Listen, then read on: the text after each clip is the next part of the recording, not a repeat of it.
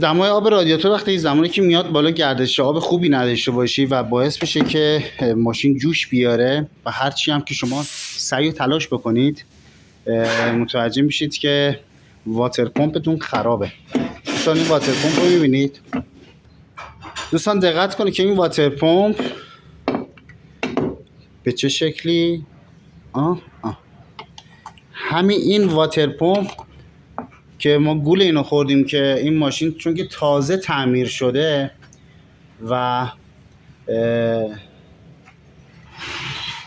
ما شکی نبردیم روی واتر پمپ، وقتی که باز کردیم دو مرتبه دیدیم واتر پمپ کلا از بین رفته. واقعا نمیشه چه مطالبی رو گفتش که بعضیا میگن با 1000 تومان بیا این کار انجام بده، بیا ما برای اولین بار تو ایران همچین مطالبی رو میذاریم.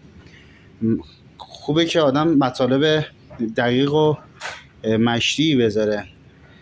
اگر تو هر خودروی هر مشکلی پیش میاد، به خاطر اینکه اطلاعات بدیم به دیگران، اطلاعات دقیق و درست بدیم، نیام بگیم که ما اولین باره در ایران داریم همچین نکاتی رو داریم میگیم، یا بگیم با 1000 تومان 2000 تومان مشکلتون رو برطرف کنیم.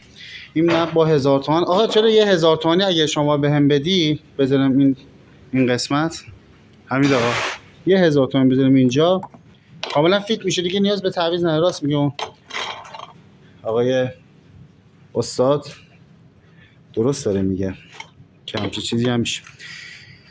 ان شاءالله هر جا هستید تنتون سالم. مخلصیم. یا علی مدد.